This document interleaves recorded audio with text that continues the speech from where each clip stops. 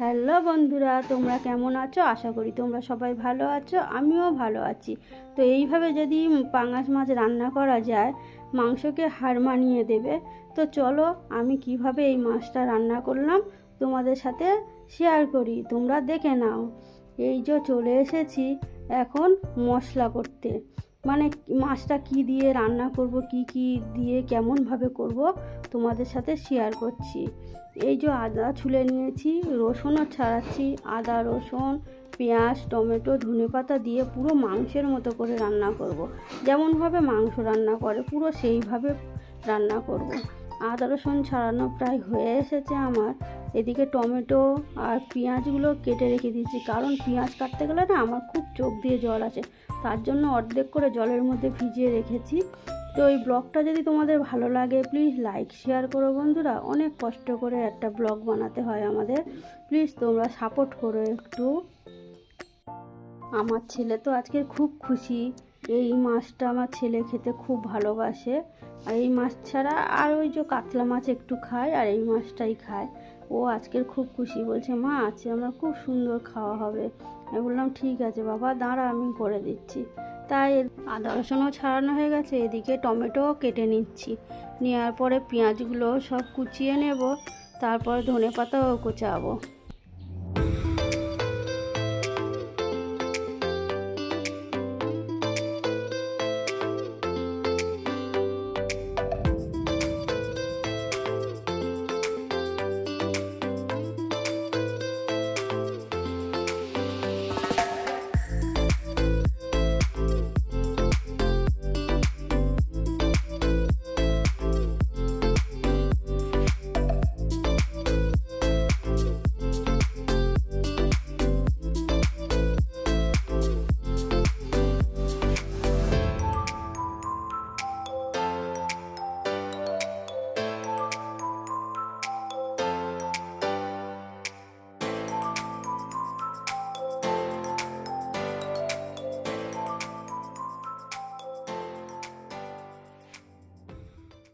তো মশলাগুলো সব করে গুছিয়ে রেখে চলে আসলাম। আলুগুলো ঠিক এইভাবে কেটে নিতে হবে, ডুমো ডুমো করে। আলুগুলো ভালোভাবে ধুয়ে নিয়েছি, মাছগুলোও ভালো করে ধুয়ে নেব। দেখো কত সুন্দর, কত বড় বড় পিস।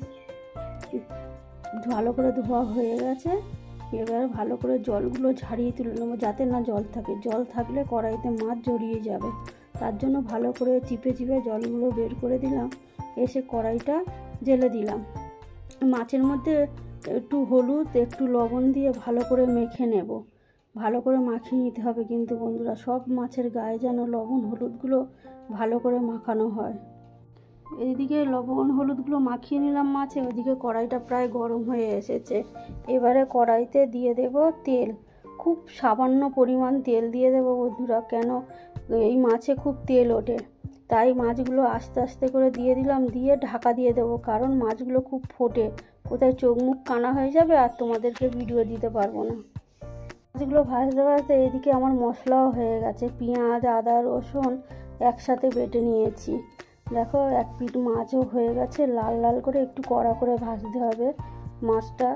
ভালো করে না ভাজলে ভালো লাগবে না কিন্তু বন্ধুরা, ভালো করে তোমরা ভেজেও নেবে। মাছগুলো ভাজা হয়ে গেছে, 4 পিস মাছ ভাজা হয়ে গেছে। এই মাছটা তুলে আর যে কটা মাছ আছে ওই মাছগুলো দিয়ে দেবো, কারণ কড়াইতে আমার একসাথে সব মাছগুলো ধরেনি। এগুলো ভালো করে ভেজে তুলে নিয়ে নেব। তো আমার সব মাছ ভাজা হয়ে গেছে, আর ওই মাছের কড়াইতে তেল ছিল, ওর মধ্যে আলুগুলো ভালোভাবে ভেজে নেব। তাই সব আলুগুলো কড়াইতে দিয়ে দিলাম, আর একটু হালকা হলুদ আর একটু লবণ দিয়ে ভালো করে আস্তে আস্তে ঢাকা দিয়ে দিয়ে ভালো করে ভাজতে হবে, তাহলে আলুটা অনেকটা সেদ্ধ হয়ে যাবে, ভাজাটাও ভালো হবে। তো দেখো বন্ধুরা, আমার আলুগুলোও ভাজা হয়ে গেছে। এখন আলুগুলোও তুলে নিচ্ছি, ভালো করে তুলে নিয়ে অল্প একটু এর মধ্যে তেল দেব, অল্প সামান্য তেল দিয়ে ওর মধ্যে পেঁয়াজ, আদা, রসুন যে বাটাটা বেটে রেখেছিলাম মশলাটা, ওটা কড়াইতে দিয়ে ভালো করে নাড়িয়ে নেব, যাতে কাঁচা গন্ধটা বেরিয়ে যায়। ভালো করে এদিক ওদিক ভেজে নিয়ে দিয়ে দিলাম টমেটোটা দিয়ে একটু ভেজে নেব। ভালো করে ভেজে নিয়ে লবণ দিয়ে দেবো, যাতে টমেটোটা ভালোভাবে সেদ্ধ হয়ে যায়। লবণও দিয়ে দিলাম, হলুদ, লঙ্কার গুঁড়ো ভালো করে দিয়ে ভালো করে কষিয়ে নিতে হবে। মশলার গন্ধটা চলে যাবে। ভালো করে কষিয়ে নিয়ে একটু হালকা ধনেপাতা দিয়ে দিলাম।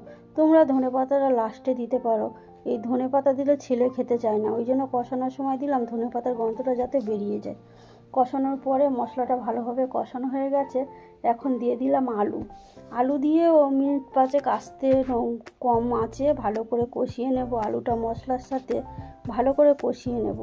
কষিয়ে দেখবে আলুটা প্রায় অনেকটা সেদ্ধ হয়ে আসে কষাতে কষাতে। ব্যাস, আমার কষানো কমপ্লিট। এবার দিয়ে দিলাম জল দিয়ে ভালো করে নাড়িয়ে নিয়ে ঢাকা দিয়ে দেব। দিয়ে 2-4 মিনিট পরে আসবো, ব্যাস আলুটাও সেদ্ধ হয়ে যাবে। দেখো ঢাকাও দিয়ে দিলাম। তো 2 মিনিট পরে আবার এসে দেখলাম যে আলুটা ভালোভাবে সেদ্ধ হয়ে গেছে। একটু নাড়িয়ে নেব। ব্যাস আলুটা প্রায় সেদ্ধ হয়ে এসছে, হালকা একটু বাকি আছে, তাই একটু পরে মাছ দিয়ে দেব। আর তার আগে মাছ দেওয়ার আগে একটু গরম মশলা দিয়ে দেব। গরম মশলা গোটা হলে খুব ভালো হতো, আমার গোটা গরম মশলা ছিল না, তাই সানরাইসের গুঁড়ো মশলাটা দিয়ে দিলাম। তোমরা গোটা গরম মশলা বেটে দিও, দেখবে টেস্টটা অন্য রকম হবে। গরম মশলা দিয়ে মাছগুলো আস্তে আস্তে সব দিয়ে দেব। তো বন্ধুরা, তোমরা এইভাবে বানিয়ে খেয়ে দেখো, আশা করি তোমাদের খুব ভালো লাগবে, খুব সুন্দর লাগবে। দেখো ঠিক আমি যেইভাবে বানালাম এরকমভাবে তোমরা বানিও, আশা করি তোমাদের ভালোই লাগবে। তো মাছগুলো দিয়ে গরম মশলাও তো দিয়ে দিয়েছিলাম, তা আর একটু ঢাকা দিয়ে দিয়েছিলাম। আর 1 মিনিট পরে খুলে দেখলাম যে কেমন হয়েছে তরকারিটা।